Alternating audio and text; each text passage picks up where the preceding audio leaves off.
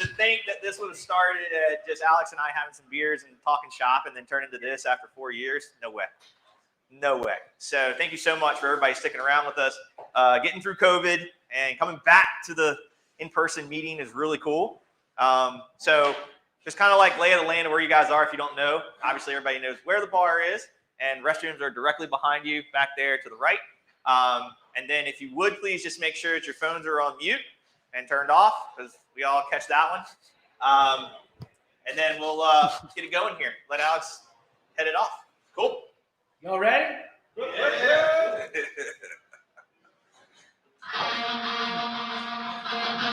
Yeah.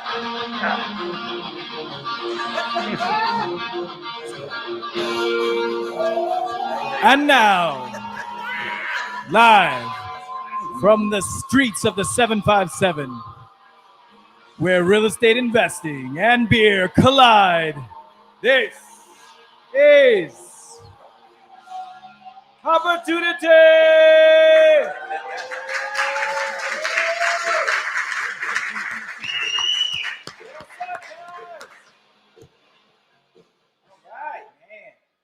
This is one of my funnest nights of the year.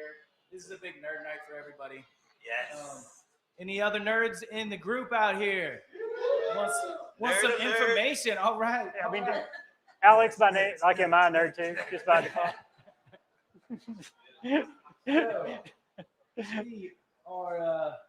We're here. This is Opportunity Investors. My name's Alex Winfield with Coastal Group Real Estate and the Winfield Real Estate team. We've got our co-host, Maestro Sean Bowen with Full Circle Real Estate. And joining us tonight from Old Dominion, we've got Jay Walker over here. Thank you, man, for joining us. Guys, this is 4-year anniversary that we've been doing this group. So thank you guys for joining us for the 4-year anniversary. Happy birthday, Opportunity. Yes. Right. Very cool. I totally just remembered that I was going to do the Stevie Wonder Happy Birthday song. Seriously. Okay. Well, so we've done a lot of different things in this group. Who here is here for the first time? Awesome. Yeah. Yes, the dog is here for the first time. Who's been coming here for more than a year-ish or been involved in it? 2 years. Anybody 2 years? 3 years? Yeah. Anybody 4 years besides me and Sean? The first year was tough. The first year was tough. We had a lot of learning to do. Yeah. Who are these guys? I did one beer tasting thing. We did one beer tasting thing. There was like 2 people there. Yeah. But we got to drink a lot of beer. They got to drink for free, so y'all missed out. But yeah, so we've done a lot of different things. We've done flipping, wholesaling, house hacking, commercial deals, syndications. We've talked about hard money, private money, all different kinds of things. It's been pretty awesome. We brought in a lot of different experts. Local experts. Yeah, a lot of people who know what they're doing here and sharing it with us. A lot of people sharing more than they probably were planning to, and then they started drinking the beer. And so yeah, it's been really cool. We're glad you guys can share this with us.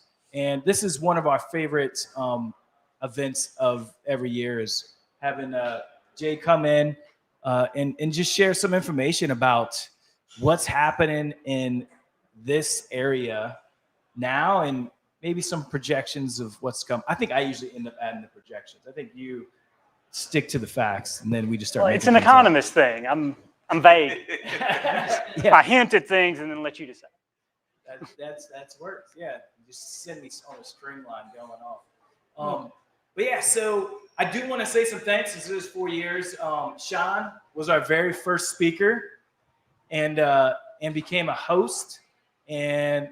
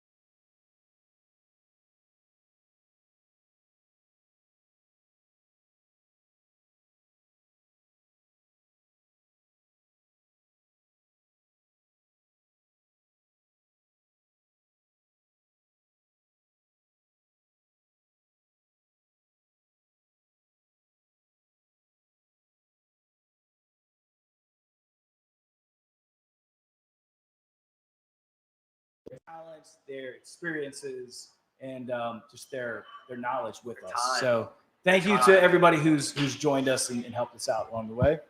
Sure.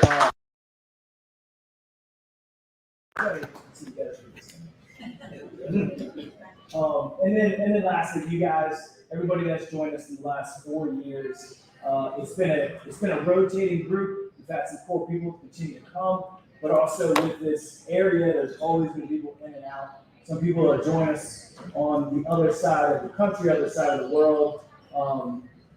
And just thank you guys for making what it is, and just glad to be here, to be live, and for opportunity to still be alive. So thank you guys. On that note, let's do as we do. Raise our glasses for a quick toast. Come on, Jay. This isn't your first year. You know the routine.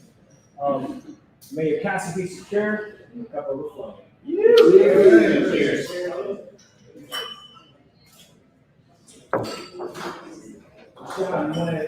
Yeah, so obviously we're talking to the group here, but we obviously have this online presence now that we're trying to really stick with and do as much as we can. So thank you so much for those that stuck with us through the COVID and enjoyed all the craziness that went down, because that was probably the biggest shift that we've had since going in live. Everybody realized that, right? You're in the Zoom world, you're in this virtual world, and it's just draining, right? It's just really tough to be inside of. So I want to thank you so much for dealing with that and like dealing with all of our craziness that we've dealt with technology. So thank you so much for sticking with us. But if you haven't been with us or you just found us, can everybody kind of like quick tell us where they found us? Meetup, Facebook, just like throw it out. Where you find us? I saw you outside the bar. Yes! That was awesome. For those that don't know, Louisa and Roger are very, very big in the investment world. They've been around since I first started. I got a backstory for Roger helping me out of a really bad sticky situation on a legal battle, and was really helpful. So I always talk about that story. If anybody ever hears me, the gentleman with the black shirt and the shiny head is the gentleman I talk about. But another example of sticking in the right rooms and being to learn, right? Never, ever be the one that starts Like 8:30. Right? Getting a different room. So thank you so much, Robert, for all that in the years, and thank you for being here. Funny is, they're actually in town looking over rehab, and I felt like that's kind of. I was like, oh, you guys get your own bit? They're like, no, we're just here for something else.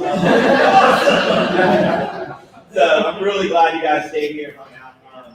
They are part of TRIG, Concord Real Estate Investment Group. Anybody heard of that? Yeah, really, really good group to get part of, guys.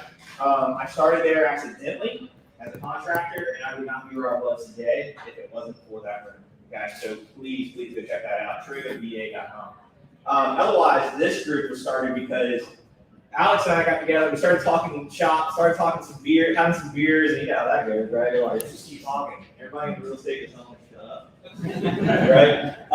So he asked me to come in and talk about my rehabbing and experiences with new construction and stuff like that, wholesale. So they would come do that, and they just took off from there. So thank you so much for you guys sticking around and being here. For those online, if you would, check us out. I know you're here on Opportunity, which was probably broadcasting on YouTube and some other places that we have. Actually knows better about that than I do. Actually, can you see that? I don't know if this is going to make a difference to the people online, but we're having some issues, so go to YouTube. Go to YouTube. Okay. Yeah. So there you go. Technical Yeah, difficulties. go to YouTube. Everything else seems to not want to work today. So go to YouTube. Sorry. But again, I just want to say thank you so much, because this is not easy, right? To put this together, as though it might look like it's easy, it is a lot of work. And the people that help us in the background, from the team that is with us at Full Circle to Alex and his team, from then till now, it is a lot of work, right? And I just want to say thank you to them, but appreciate all the work that goes on to keep this going, because the one big thing that we realized was we just didn't want to go somewhere and somebody constantly pitch you some shit. They're always trying to sell you stuff, right? So we wanted to have local people talk about the business, share knowledge, and actually put it to work, right? That is what we have done really well in this group, right? We did not bring these people in here to pitch sales or programs. If anything, we brought you CPAs, we brought you attorneys, we brought you what you need, right? So like, You have to have that in your I like that, man. We brought you what you need. That's not what you feel like you want. Like, you brought what you need, right? So those connections, and everybody's already heard the statement, right? Your network is your net worth. That is probably the best statement I've ever heard. So it doesn't matter where you start and where you go, you have to build your network, right? You have to have those connections. So I just want to say thank you so much for doing that and sticking with us to it. It is not easy and it's a lot of work, and I enjoy it. So I really appreciate it. But I'm going to shut up, and I want to get on to Jay and let him talk about this because, again, Alex said it. You're in a room full of nerds that love numbers, man, and I am digging it. Let's get into it. Let's be your guy, and let's talk about it. So, Jay, I appreciate you being here again this year, and see what you got. Thank you. Appreciate it. Thank you, Ashley, Vanessa. Thanks everybody for being here. My name is Jay. Welcome. Let me see if I can stand up and project a little better. I'll admit it's been a year and a half since I've been in front of a class, really. It's weird. We went online at ODU last year, so I'm used to like talking and like wanting to be the center of attention. It's the only challenge for me. But it's been a little while. So we'll see how well I do. Is your mic on? I think it is. I hit the button. Yeah, it's on. The green button. Yeah, there's some disconnect over here. Yeah, if you can. Thanks. Okay. So give us up, man. Is this better or no? No, I can't hear you at all. So it looks like it should be Mike's better. not broadcasting. It's live Yeah. feeding. The mic isn't connected to a speaker in here. It's for the people that are online. Yeah. Yeah, I really feel like I'm talking louder with this microphone. Whether or not it does anything, I'm not sure. It gives you a sense of Yeah, I know it, yeah, really. Yeah. And so I think I should have some slides. If you guys, if it is hard here, we've got a bunch of seats. Okay. All right.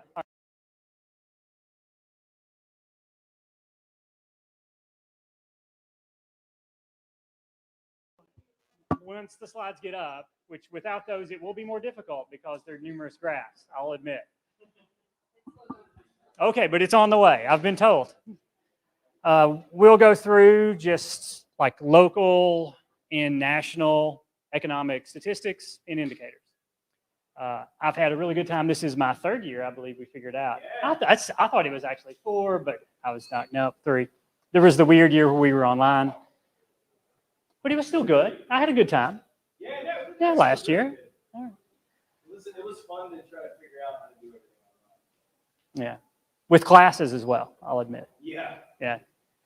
If cameras are off, people aren't paying attention. That's basically what I figured out. And so I'm looking forward to hearing what you all are seeing as well, just because the things that we'll see here are numbers. My guess is that you're out looking for properties, you're looking to buy things or sell things or rent. And oftentimes I'll learn more than what you'll just see on one of these slides. So stop me, ask a question, talk amongst each other, go to the bathroom or get a beer if you need. We're all adults. I don't want to say that in class necessarily, but we're there.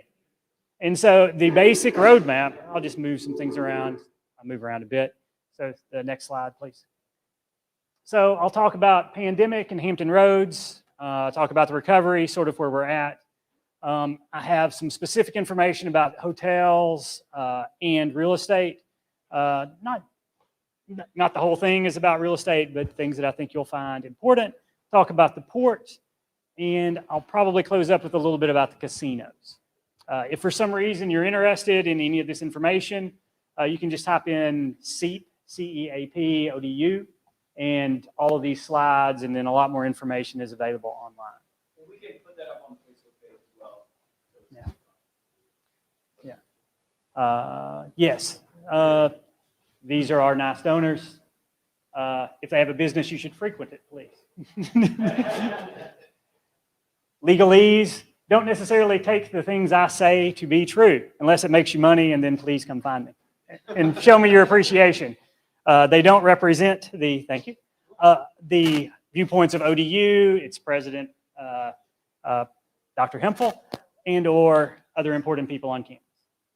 So now that we've got the legal stuff down, let's see, COVID, and we'll have some basic information. about infections. And so things are better than they were, but things are not back to normal. I don't know if some of you have seen this or not. Actually, I do have, even though I can't have a slide, I do have a laser pointer. And so I'll admit that I was a bit surprised about these numbers myself. I walk around like you. I go to Walmart, the mall. For the most part, I don't see people in masks. Things feel a lot more normal. Now that's not to say I don't want to be shaming anybody. But things feel mostly normal, even though I know they aren't. When I'm on campus, I have to wear a mask, and like things are still certainly different than they were 2 to 3 years ago. And so I think you can see that when you're looking at just infection. So we hit sort of like a second bunch since that early 2021. And so it is still going on. And so slide, please. And hospitalizations, other things that I wasn't necessarily in the know we're still this high. So we've had a second plateau here in the last few months, and so COVID is still serious business. I'm assuming that you all are like me. You know people who've been affected by this, and we've all been affected in our daily lives. Hopefully we will move past these things sooner than later. As you can see, vaccination rates. And so again, this was not something that I see on a daily basis. I remember when I started looking at this, I hear on the news that it's higher. And then here in our local region, vaccination rates are still relatively low compared to what I heard the national numbers were. Virginia's around 54, Virginia Beach 52, Norfolk's like at 40%, right? Some places like Israel have 90% vaccination rate, right? So there's vast differences across spaces and across different areas. But this, to me, sort of signifies if we're looking for full vaccination, we're not very close. And almost sort of concerning when you start thinking about like individuals and I'm not sure when you start talking about services industry, some of those places that have had staffing shortages, or what's happened in Southwest, which supposedly wasn't about vaccinations, but maybe was about vaccinations. If you really start throwing out hard mandates, this could have big effects. That to me, when I saw it, I was like, oh, maybe I didn't know the full picture, sort of thing. And so those were the ones I just wanted to cover on COVID. So it seems like we've made some progress, but we're not out. Right? So vaccination rates continue to go up, but I don't know that you're going to have 100% uptake either. Right? The land of the free. And so recovery of relapse. I apologize. And so to begin, you'll see a few slides that sort of take us up to COVID time, which would be, I think, February 20, more or less. And then they'll have a series of slides that are like post-COVID. It does hide a little bit of the dramatic drop, but it's still dramatic. I'm sure that you all felt this, even though real estate wasn't. I mean, let's be honest, y'all have done pretty well without saying it. Well, I guess I did say it, so I apologize. Civil labor force and employment. And so Hampton Roads in general was a little bit slower in terms of recovery from 2008 recession than other metro areas, like really throughout the country. The story that you'll often hear that I think of when I think Hampton Roads, Norfolk, Virginia Beach. So we rely a lot on defense spending and government spending here. And so recessions tend to be less bad, but recovery tends to be less robust. We rebound slow. And so a lot of the things that you'll see will come off right here. So this is just employment numbers. And honestly, the total number of employed individuals, like we didn't actually hit that same number until like 2015, 2016, something like that, here in Hampton Roads. It was 6 or 7 years.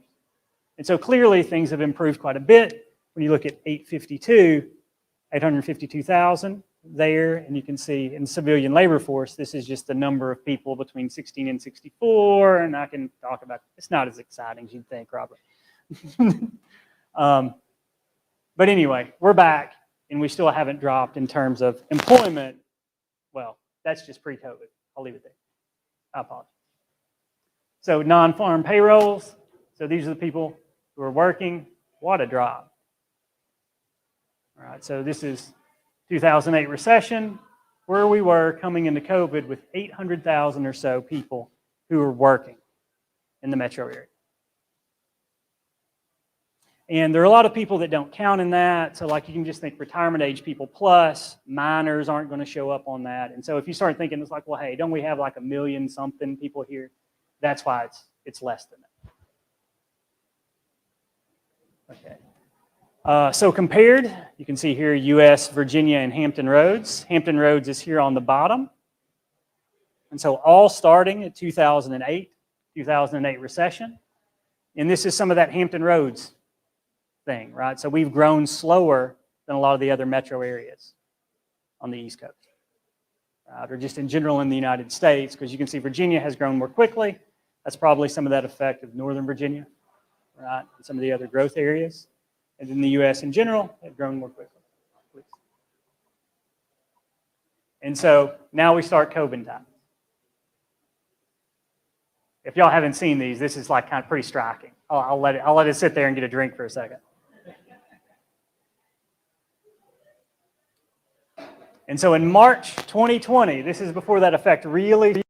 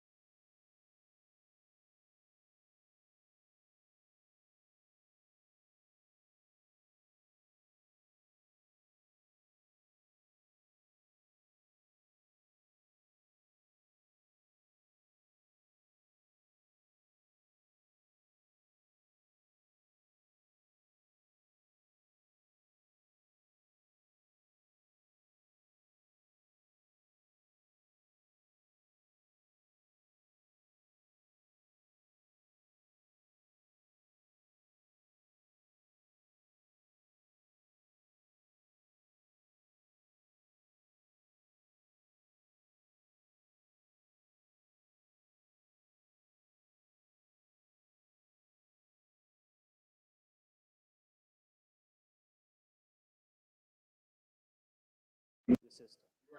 Okay. So this would not reflect that. So this is just going to be the number of people who navigated the system and who obtained benefits. Correct? No, this is claims. I'm sorry. See, I'll get up here and get excited and I'll lie to you. Don't let me do that. Don't let me do that. So this seems like sort of a process issue that I'm not sure exactly how to respond to. Because I don't know if it's an initial claim that was successful or if it was an initial claim that was filed. Because I don't know that they would want to report the claims that were rejected. So without knowledge, I would say these are probably successful claims, but I have a card. If you send me an email, Ashley, if you send me an email, I'll respond. I'll look this up. I'm not trying to dodge it. We'll put his information up on the Facebook Right. so that you guys can. Yeah. I mean, maybe don't come by my house or anything, but my office, I actually have some tomorrow on Zoom. if anyone would like to drop in. Yeah. Oh, thank you. Next slide. So continued claims for unemployment insurance. And so here you can see clearly we had a big surge early part of last year. And even though we don't hear as many statements about it, clearly we still have a higher number with 11,500 that are continuing in the metro. Do we have something from before? I mean, clearly this is like 2.5 times the size of what it was pre-shutdown. And so things are better, but they're not quite the normal. Yes, Rob? For the last occasion, was maybe from these numbers, maybe some people have done multiple, like, multiple unemployment claims, or is it just like one person's phone number throughout that graph? Okay, so Rob was asking, would this represent someone who might have filed multiple claims? And from my understanding, this would just be, the number would be the person. Again, I can put up my email and I can find out for sure, but that's my understanding of how that comes through. I'm sure on the Bureau of Labor Statistics website, there's it's under a footnote. It's kind of dull, honestly. But when you want to know for sure, you can go look. They're good people. I've met some of the BLS people. They are. If you've ever been to Union Station in Washington, D.C., BLS is like the building next to it. That in a quarter won't get you a cup of coffee, but what the hell.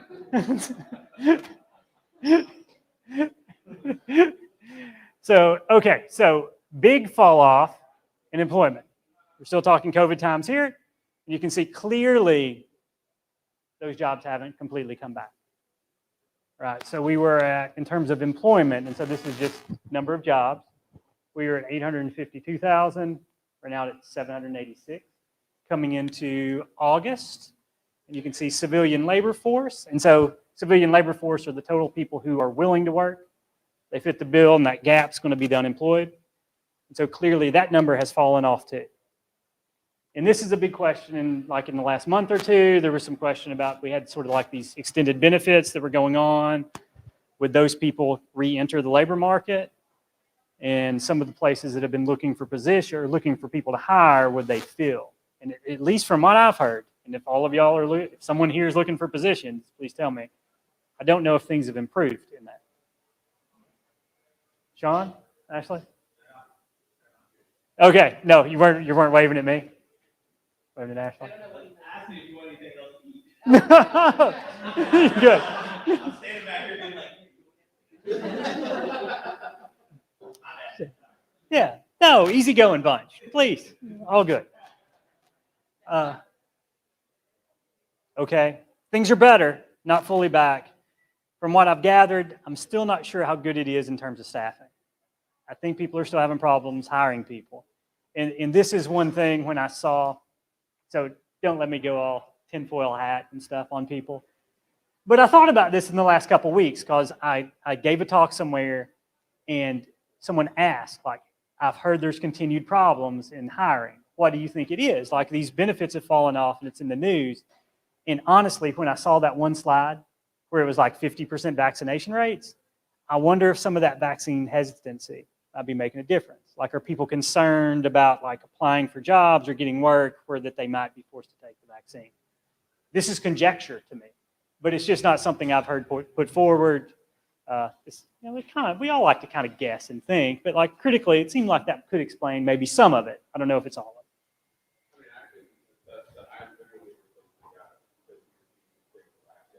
it. Mm-hmm. I'm replacing the guy who doesn't want to take it back. Oh. They hired me to fire. Oh, yeah. Yeah. I work in the defense industry. December 8th is the deadline. Oh, right. If you are vaccinated or not, or you're fired. Really, and I do have a question. So we have a couple people here who said that they work defense-related industries. Same for y'all? Right, and so Centera is the same? Okay, I mean, at ODU, it's required. Sorry, bro. So from my understanding, normally I have a slide. We didn't have one in here this year. From my understanding, approximately 60%, believe it's over half at least, but I think around 60% of GDP in the metro. So just think us, Newport News, Suffolk is, so not necessarily directly defend like government spending dollars, but it, first wave, and then like families live here, they get paid, they support jobs, but like 60% of local GDP is tied in some way to like defense spending, government spending in some way. Yeah, can't look into the future. We're reporting it for the movie.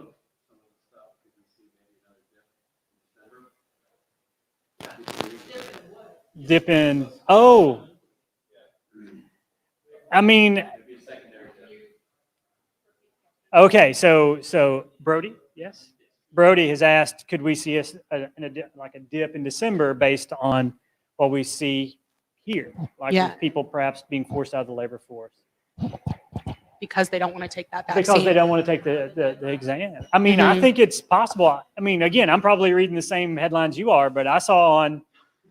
I mean, so but to even say it because it wasn't CNN. I mean, I checked Drudge. It's fast. All the headlines are there. That doesn't mean that I'm an R or a D. It's just, it's quick. And there was a story at the top. It's a small percentage. I'll tell you that from my personal Okay. Yeah. And they're very dedicated. Yeah. They perhaps feel strongly about it. Yeah. They're willing to lose their job. Yeah. That's a small percentage. Yeah. I mean, for that matter. I mean, but I'm not sure in your workplaces about how it goes with medical or religious exemption. The headline that I was referring to today that I saw was the potential of perhaps pushing.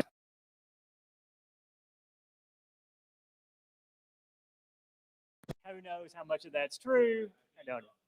Yeah. Yeah. So this is. Oh, absolutely. Yeah. Mm-hmm.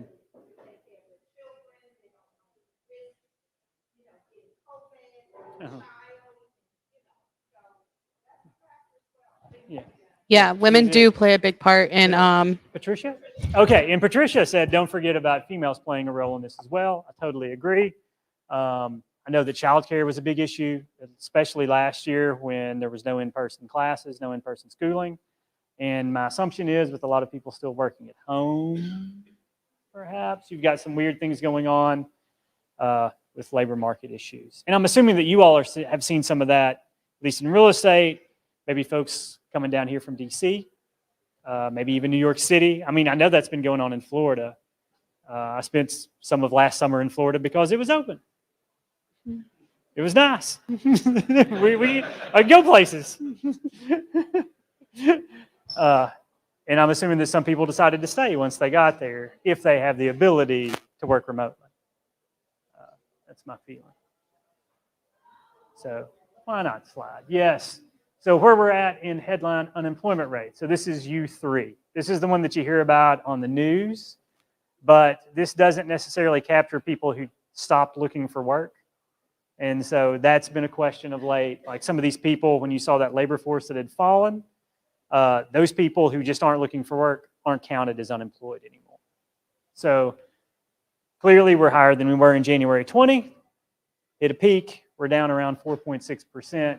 And historically, 4.6% has been seen as very good. This is like the natural rate of unemployment. But I think things are still just weird, honestly, in terms of people haven't necessarily been getting back into the labor market for some reason. You've got weird job churn. You've got people who are walking away from jobs for these vaccination issues. Personally, things feel better, but they don't seem totally normal. I'm supposed to talk about numbers, right? I mean, shit, I don't know. I'm in the street the same as y'all. Things seem better, but they don't seem quite normal. I don't know how to explain it. David. Did you say the people who aren't looking for work don't fall into this? So yes, so this will be a little this will be a little dated, but David, so I was trying to say both at the same time. And so people like Kramer from Seinfeld, he's not counted as unemployed because Kramer in Seinfeld never looks for a job, but he clearly is old enough to have a job. But this is one of those weird things about how unemployment works. Unless you're looking, you're not counted. And so they're like Santa Claus, David. They just know. No, not exactly. There is a survey that goes out to 50,000 people. Does anyone want to tell me about how many people there are in the United States? Is it? It's more than 50,000 people at the least, yes. 340 million, more or less. Labor force is around 160, 170 million, something like that. And so they send out a survey, and then they guess. It's an educated guess, and people are getting paid a lot of money to do it, but they guess. Yeah, and so, right, it's just like GDP.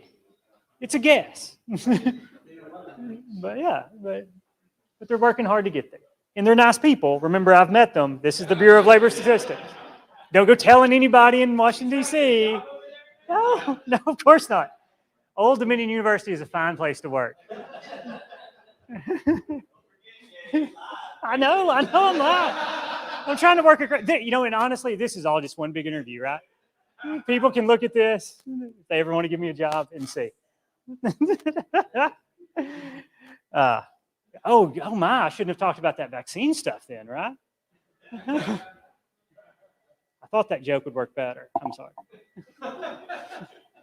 So if you're someone who thinks that people who aren't perhaps looking for work should be incorporated, there is a different unemployment rate. I'm assuming that this is U6 is what it's called. U3 is the headline number. And this incorporates that. So normally the gap between the headline number, the one that you'll hear about on CNN, and this measure are closer. And when I see that much of a gap between the two, that's some of those people that just, they're not looking for work, right?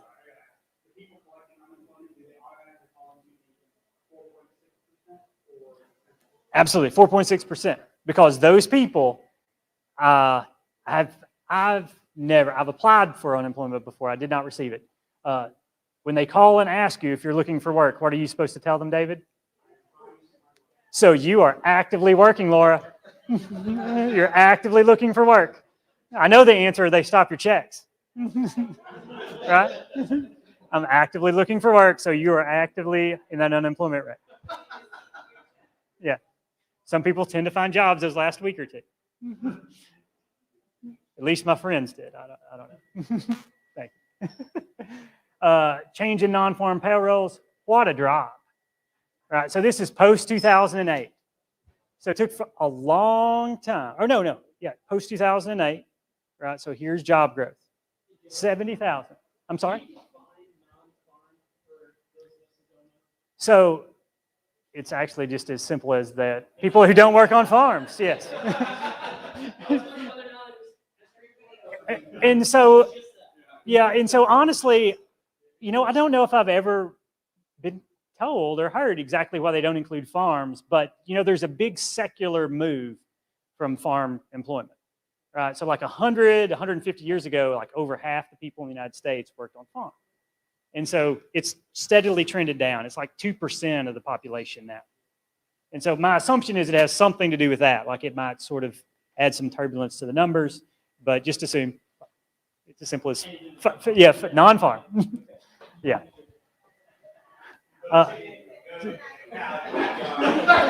Hold on. Now, if you claim to have a farm on a tax form, I have no idea how that works. My uncle does, and of course, it's all above.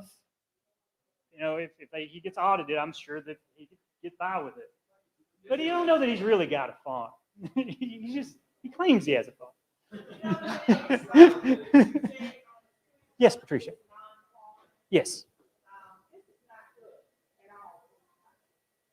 Oh. The way that the farmers are leaving the farm, our food, and the food chain is just going to really drop. And I know we get a lot of food. Yeah. So when we're talking about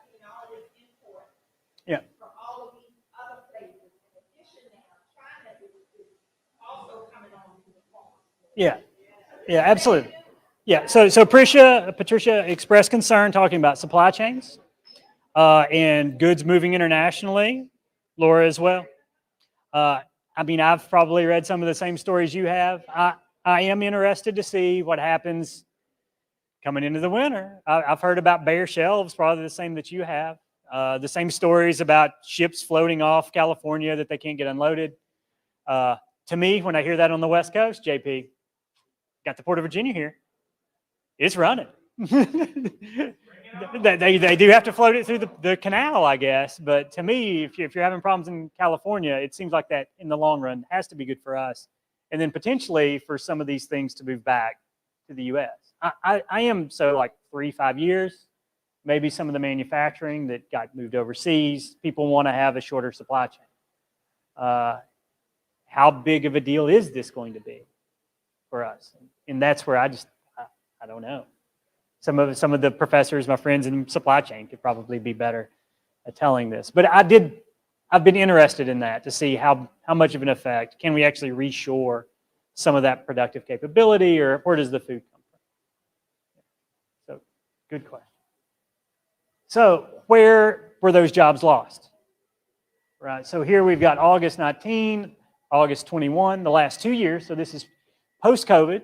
You can see basically a big part leisure and hospitality. This isn't a big surprise in terms of where the largest losses were. When you see some of the numbers about hotel stays, things were really bad here for a while, but they're pretty good now. Things have gotten a lot better in the last few months. A lot of that local travel, I think, has helped us, and us being close to some of those big eastern population centers.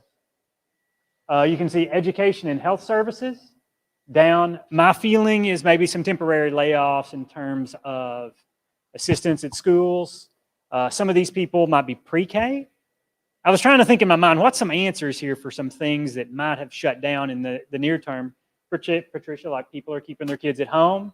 Those jobs aren't perhaps there, what were a couple of years ago. Oh, absolutely. Yeah, those would probably count as well. Yeah, some of the other support staff. Education and health services, local government. And so this is one thing that will happen in recessions when you have downturns in revenues locally. So the Federal Reserve can borrow, but oftentimes state level, local level, they have to run a balanced budget. And when tax revenues go down, folks get laid off.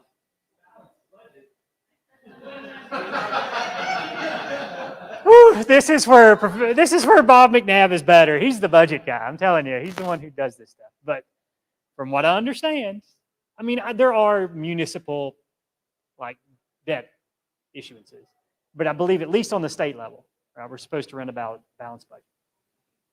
And so you can't have like these structural things. And so often there are layoffs. Big gains, transport, utilities, mining, logging, I mean, construction. Right? I'm assuming some of y'all have seen, there's a lot of activity in rehabs. Yes, I can't see your name from here. Oh, Carol Lee, yes. Okay, you don't have to really, well, that's what I do. So I'm looking at these in the first, and I'm seeing a lot of them out about regular companies. Interest rates went down. There was no mortgage companies for our last year. Title companies were shaking. Everybody's eating a Burger King, but waiting a long line, waiting for food to be filled with 2 people working in there. And I'm wondering if all these companies are getting used to running with less employees, putting a higher demand on their employees. And that's what's lowering the payroll. Okay. Yeah, a question about lowering payroll, and I'll add it and say it in a different way. I'm thinking in like economist way. My guess is there's probably been some shift away from using labor to using capital.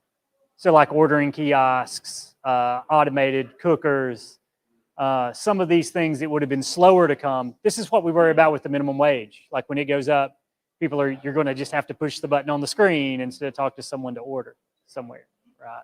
And so I would assume that this is going to speed along some of that secular trend, long-term trend. Absolutely. Federal government, good.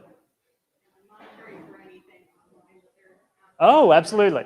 Yeah, how am I on time? Have I talked very long? Okay. Well, I mean, I don't know. If it gets too late, y'all feel free to. I won't be like, no, don't leave or anything. If you got somewhere to be, I'm trying to be interesting. It's still economics, though. Yeah. So here's an index. Basically, this is showing some of that same stuff with employments. The idea was 100. The left is where we started pre-COVID. And essentially, Hampton Roads, we haven't come back as much as either Virginia or the United States. So we're just slower in the reclaiming of the pre-COVID jobs. Essentially, is what that means. Which is sort of in line with how recessions have gone in the past. We often don't fall as much, but we're slower to come back. Maybe for different reasons, but that's the way this looks. Sounds like a small number, but is that it in order of magnitude? So these are, because this is an index, so we would, yeah, I'd have to think about exactly how to express that in terms of 2.2 percentage points.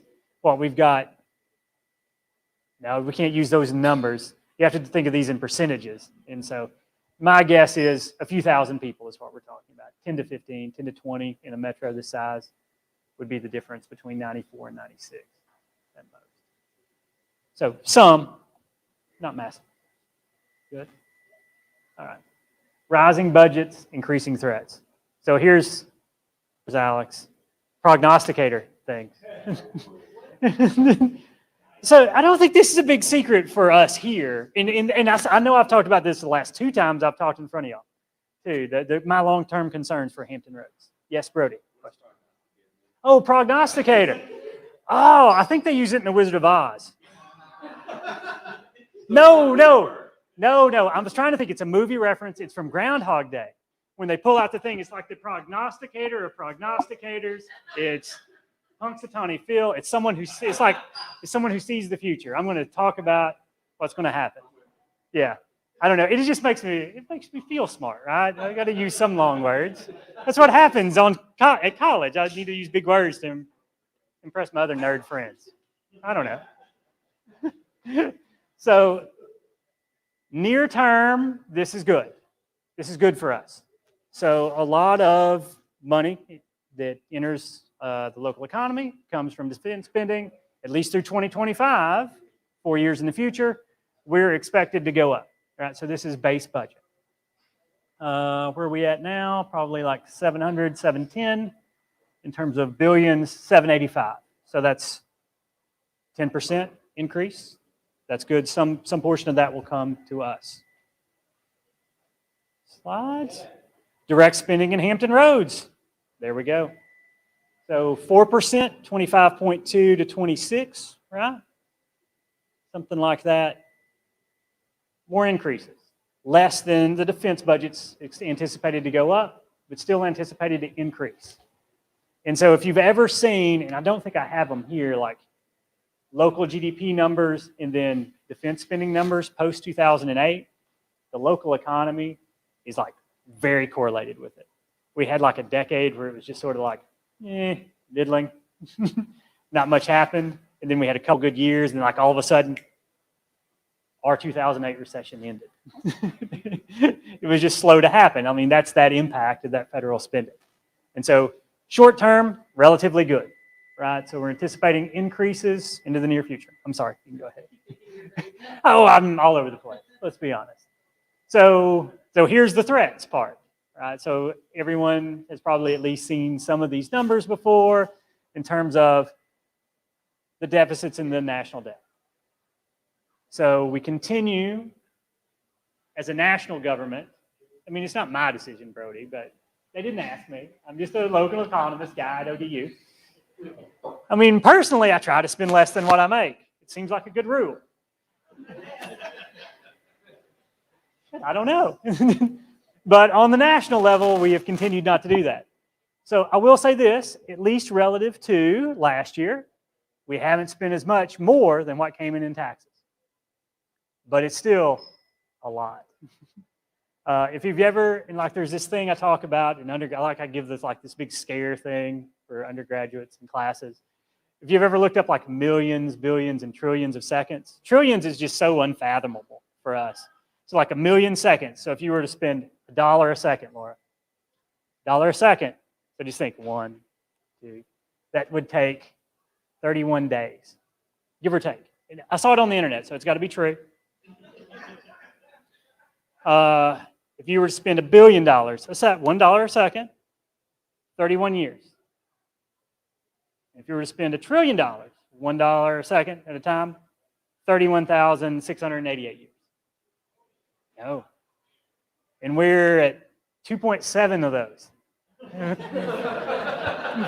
for the year. More than what came in taxes. That's how much got borrowed. And so that's where I think that seconds thing, I mean, it's just a lot of money. And I mean, it's not just that, but like I'm sitting in a room with real estate investors, people who work full time. Like, I'm looking at a bunch of taxpayers. I know who's going to have to pay this off, Michael. Come on. It's y'all and me, but I'm a state employee. How does that work if we're state or federal employees? I don't know. That's weird.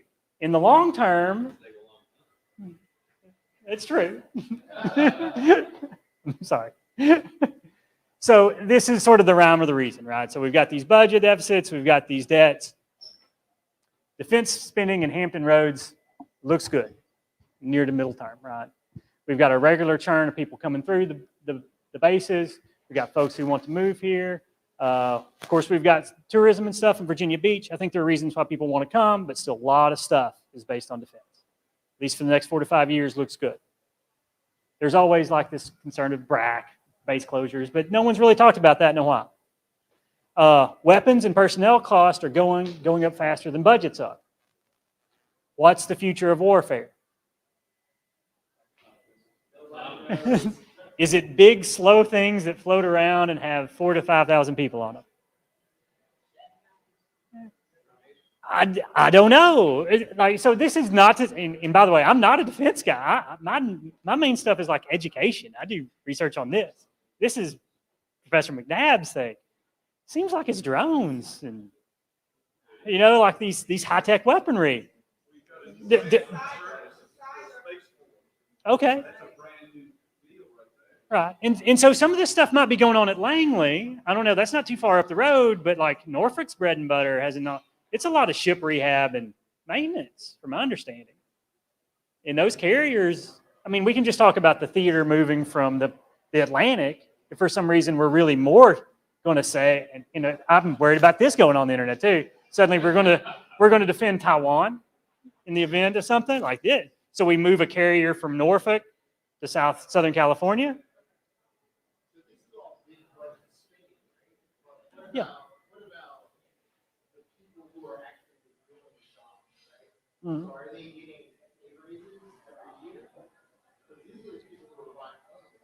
Okay, so you're talking about the folks that would be associated with the defense industry here. So in terms of raises, Rob, are you going to tell me we get cost of living adjustments?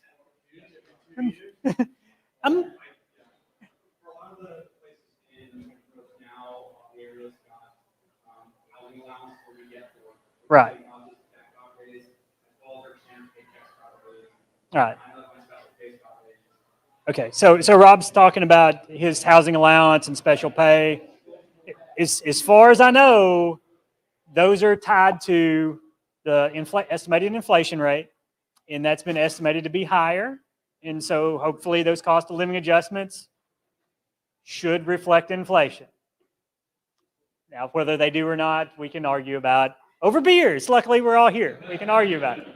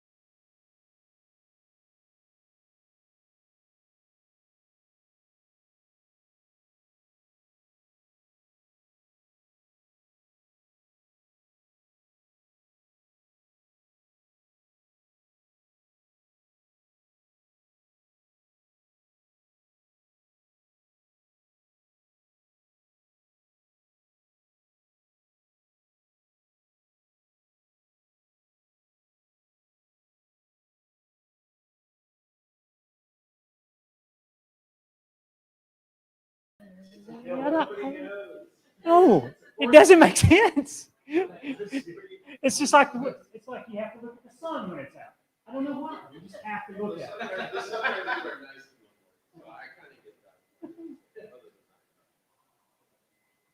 Mhm. Are we good? Okay. All right. And Robert, we were finally to something you cared about, and then.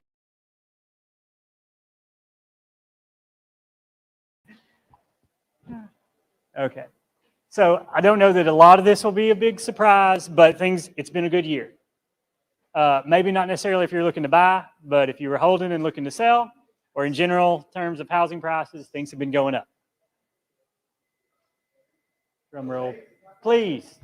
So number of existing residential homes sold were higher than the last 2 years. Was there a dip? Did we see much? So 2020 is the green. So yeah, that March, April, May, when things kind of shut down, it went below prior year. But like that looks strong to me. But Cass, this is stuff you've probably already seen. Houses move. Right, Alex? Houses move. Yeah.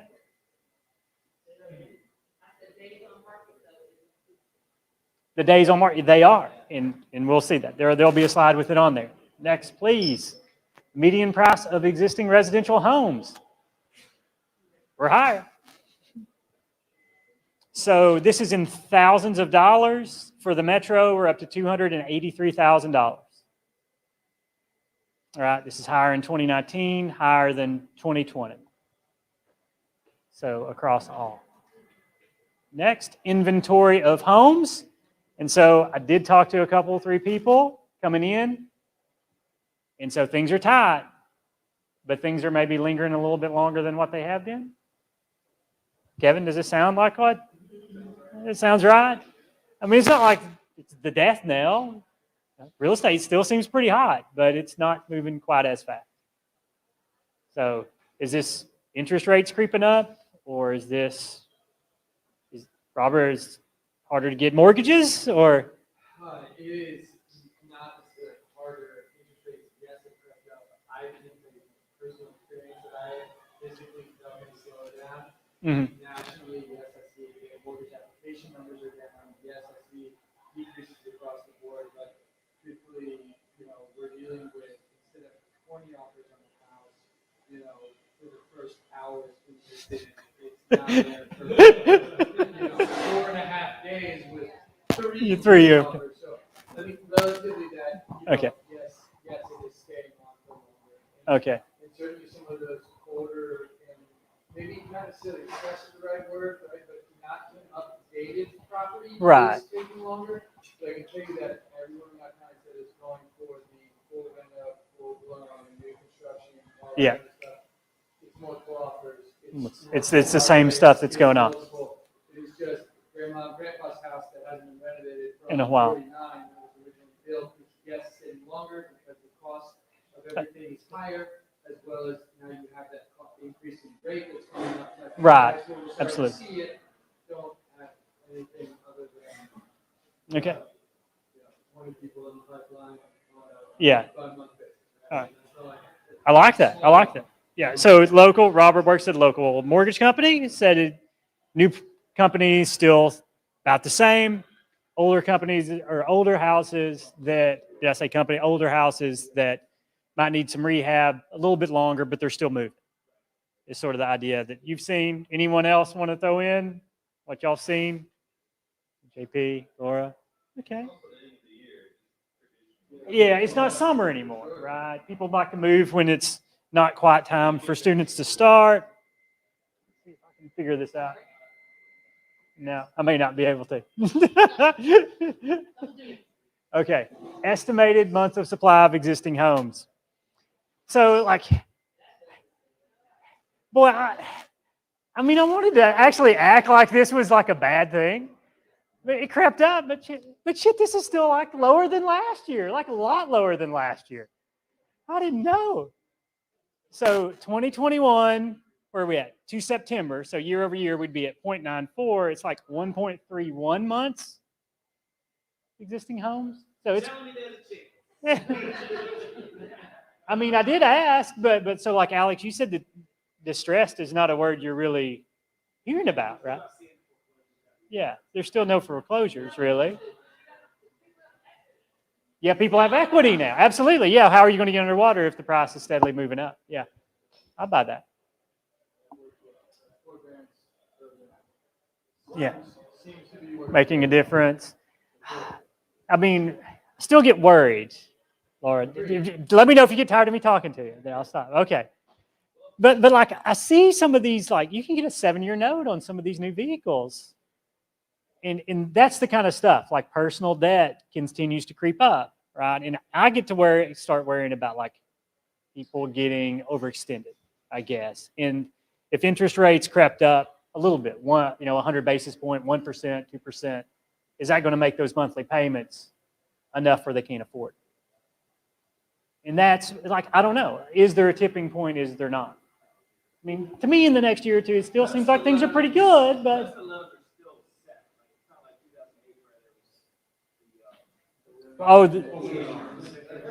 the adjustable rates. Yeah.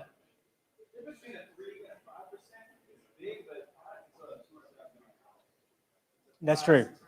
Right, where you really start to see that big punch. Yeah.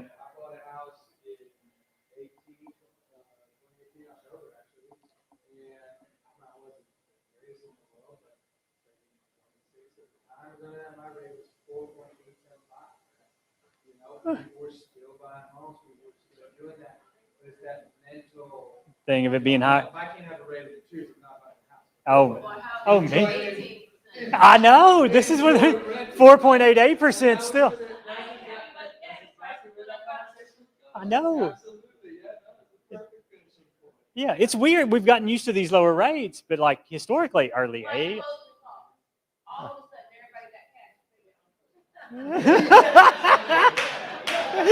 Everybody's got cash to pay their closing costs. I hear this.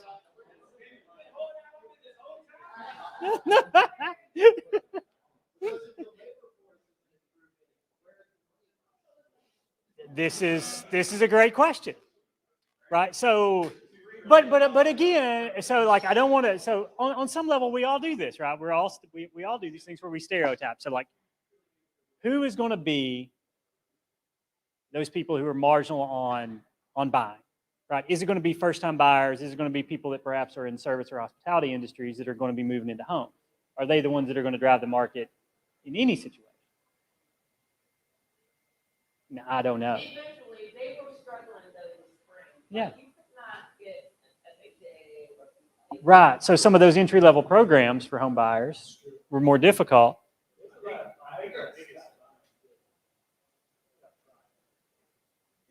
Yeah.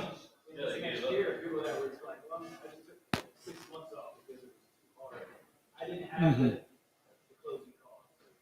Yeah. Yeah. Yeah. There's always hope. I mean, it's still supposed to be the American dream, right? Hopefully it's not gotten priced out. I don't know. You see it again. So like the same articles I read, like it's weird because when you see the percentage increases, which is in the next, I don't know, it may not be next slide, but it's got to be close, Robert. I don't know. I mean, the one y'all are really worried about, like where are the price increases year over year?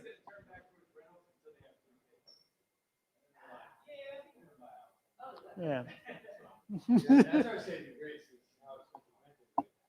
Yeah, and the price of rentals is strong. Absolutely. Yeah.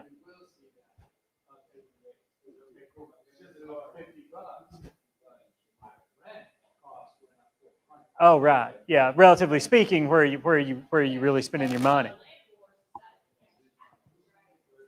That's true.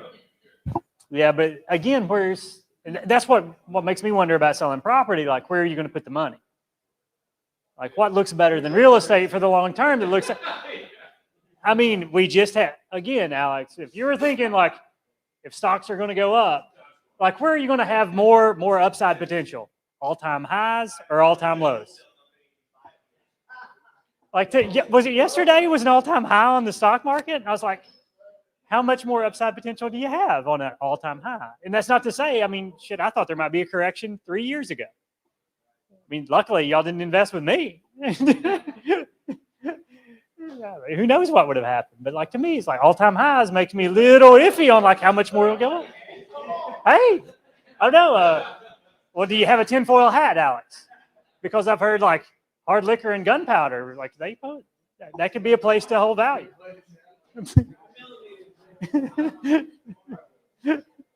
Yeah, this sounds like something that if you really like cut out quotes from this, I'm gonna look bad.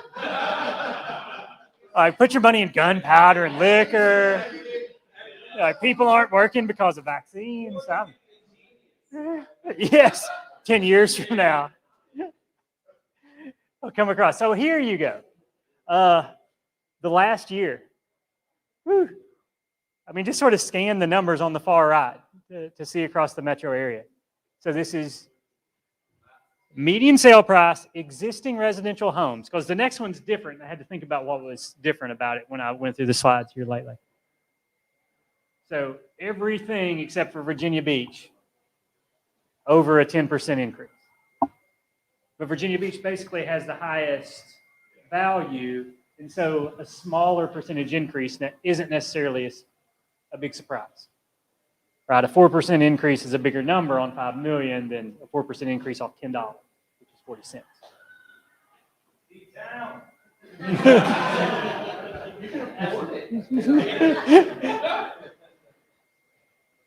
Yeah, I don't know. I'm from the Ozark Mountains in northern Arkansas. I can tell you, you can buy a nice house there, even though prices have gone up. You take $300,000 or $400,000, you can have a nice place on the lake or on a creek. Cell service may not be the best, but we all make sacrifices.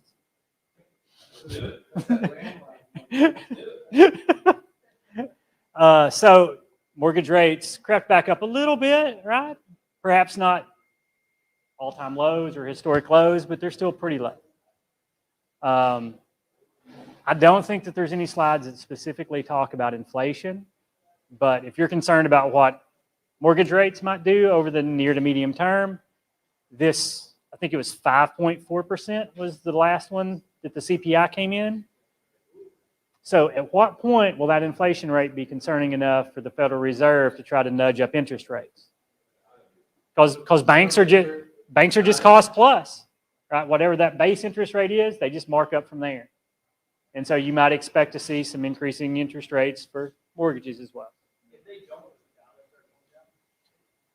Well, by definition, inflation just means the dollars are worth less. So that's just the domestic measure. Now, relative to other currencies, it's according to what inflation is. It's good to be the best. Never mind. That's really negative. What I was about to say. I was going to say, is it good to be the best looking horse on the way to the glue factory?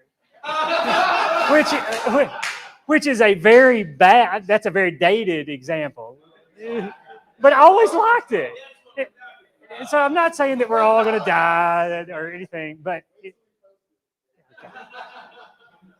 So I might get a job no, it's not that good, Robert. I'm not getting any stand-up comedian jobs, but I'm at least trying to make it interesting. Yeah, because you make glue from horses, and even the bad-looking horse still gets killed. It's the idea, if you've never heard it. No, I do think on some level, the dollar being the reserve currency has been good for the United States and for the dollar. Right? When there are times of uncertainty, a lot of people have moved from competing currencies into the dollar. You can see at the margins where perhaps this has gotten eroded, and I think that more transactions are happening in Chinese yuan, like Russia, China, and Iran, I think, came to an agreement. So, like, generally speaking, at the margins, fewer transactions are happening in dollars. And in the long run, that perhaps isn't as bullet, but like this is 30 years, right? So like that's a harder thing, and this is certainly not my area. But yes, dollar being reserve currency is good. The fact that oil is bought and sold in dollars on most exchanges is good. It's good for us. I've rambled all over the place, actually. Observed rent index. Here you are, Robert. Yes, rents are up. And not just sort of up. So we have 2014 to 2017. So this would mean since 2014, 35% on average. Rents have gone up in the past 7 years. Here in Hampton Roads, they've gone up 27%. But notice in the last year, that's a big increase. That's like a 10% on average increase in terms of rent. So this could pull some people out of the rental market, perhaps even to buy if they're having problems. Yes, slide. Hotels rebound. Yeah, so quickly, I have a question on that. So Absolutely. as an economist, right? Yeah. Ultimately, I think what a lot of us want to understand is what's the correlation between home prices and then inflation or unemployment rate, or like you said, interest rates. So quantifying it, just doing a regression analysis, right? Yeah, So is that something absolutely. you explore where you just run a regression analysis, understand, there's a lot of variables, right? But Mhm. what does it equate to if we look back at like the last 100 years and say if interest rates go up 1 point, what does that do to home prices? Right. Other things. I mean, that's I know. I think this is a great question. So Chase is asking what the relationship is between a lot of other macroeconomic variables like interest rates, rents, and then home prices, and then other things. I hate to just totally punt on you. Because this is not necessarily my area of expertise, but to me, when I see that much pressure on rents, I think that there's just been inflation broadly in the macroeconomy, right? So we're running like 5% recently. And there has been greater price changes in specific parts. I mean, specifically housing. I think a lot of non-active investors in like the stock market still view housing as a place to park money. 15 was, Yeah. upper threes, 18 data was pushing into the nines, and that'll give you an idea. Obviously, there's a big element that's not from the business area. That 15 to 18 data gives you a good idea of what a 1% plus rate. Yeah. So I don't disagree with that. Yeah. So 15 to 18. Except we didn't have that rent increase. Right. So in 15 to 18, we did have an increase in interest rates from the Fed coming into COVID when they dropped them again. So that might be, at least on the short term, an idea of what could happen. I agree with that. And Alex. Local market is less interest rate driven and more just supply and demand. There weren't foreclosures, there weren't evictions, people weren't moving, there were literally bodies staying put, couldn't change where they were at. So the normal rotation wasn't there. Yeah, so they're just, you got 50 people looking for the same spot, they didn't care if it was a piece.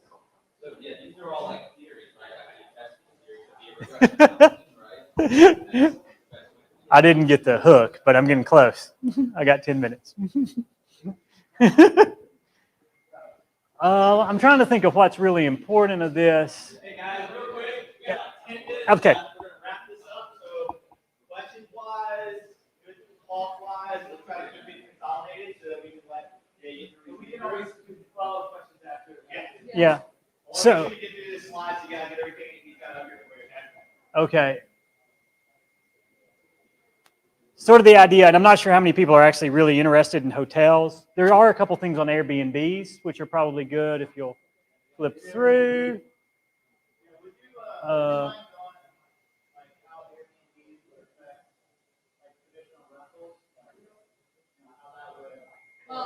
yeah. Let him finish his presentation and then. So, yeah, I think this is it's a good topic, and I bet that there are people who are interested. So monthly hotel revenue.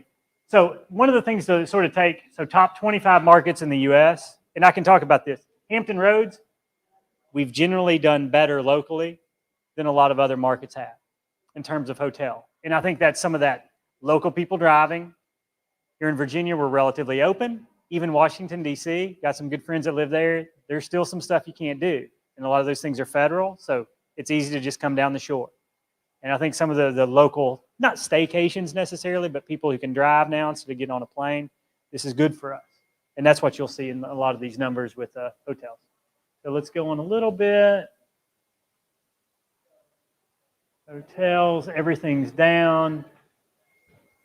So this is something to note. I think Airbnb revenue is a percent of hotel revenue in the Hampton Roads area. Notice it really dropped out. So Airbnb had grown significantly. It still wasn't like a big chunk. It had gotten up to percent of hotel revenue, 33%, which is weird to me because I always look on Airbnb first when I go places. But it has dropped out significantly. My assumption is here,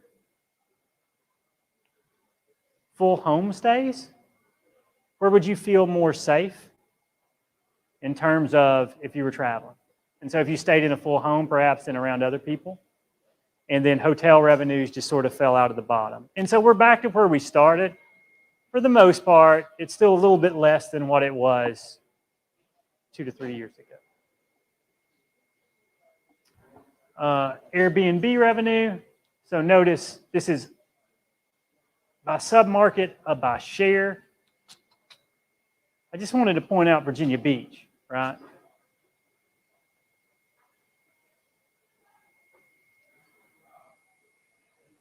Airbnbs are popular in Virginia Beach. People like that full homestay. That's basically in terms of the percentage.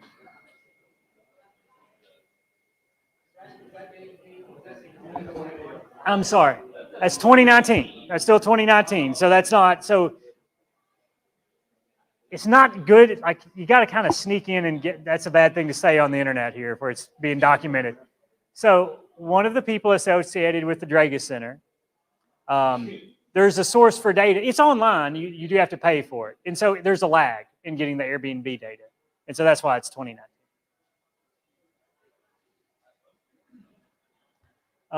And here you can see total place. Like, that to me says something, right? So private rooms, there was a little bit of a drop off recently. So this is probably less exciting with 10 minutes to go.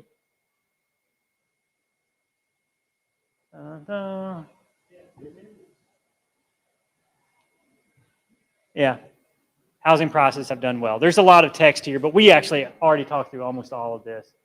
I think that will be almost it for these slides, right? So why don't we slide down, and there'll be a couple on the casinos. Almost, Apprentice School, cash bail, a winning bet, and how about just go, I think, to the last one. It's got some text on it. Okay. So casinos are coming, right? I'm not just making this up. We're getting the one in Norfolk. It's official. Yeah. And then we're getting one in Portsmouth. So the big question for us as economists is, so Brody, would you have just gone to the Tides game? Or now will you, instead of going to the Tides game, just go to the casino and gamble? I don't know. Can people afford to do both? So this is some of the question. That's true. That's true. I mean, I perhaps have had a good night at a gambling establishment before, but you don't always win. They stay open for a reason, right? How much will displace? And so how much will people just not go to other events in the metro and they'll go to gamble? Or will we be able to attract people from outside of Hampton Roads to come here and spend money? And so according to that assumption of how many people come from outside makes a big difference in the impact on these. So for Norfolk, relative to Virginia Beach, this is probably good. For Portsmouth, relative to Virginia Beach, this is probably good. Because some of the dollars that might have been spent on the ocean front will probably go to that town. Yeah. Hey, the beer garden is a fine place to go. I like the beer garden. You should go. I like German food. But in terms...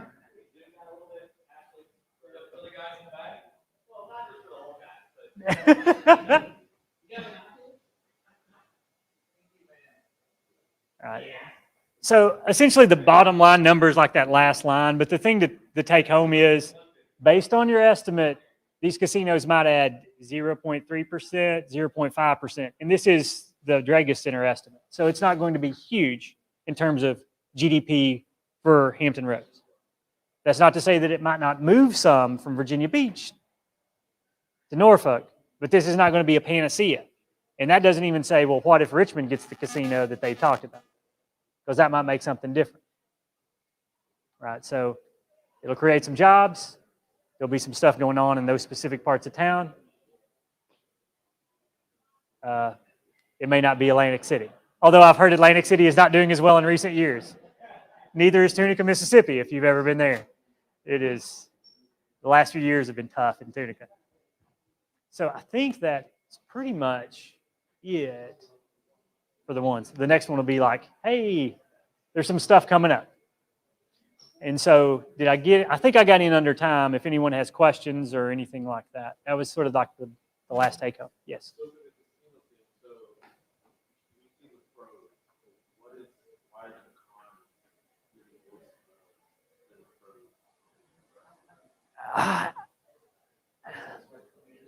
I mean,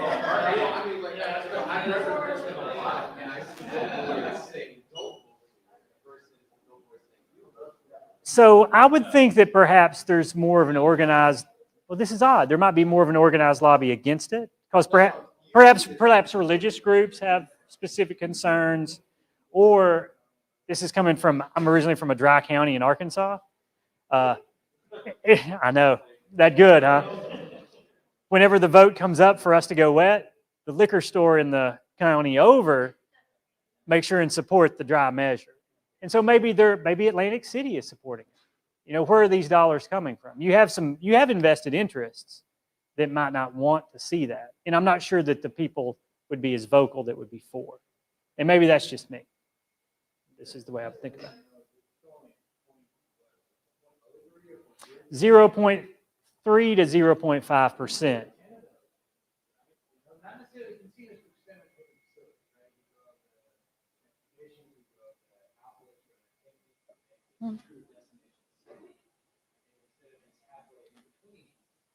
Yeah. Right. Yeah. Yeah, that's true. I mean, I don't want to use.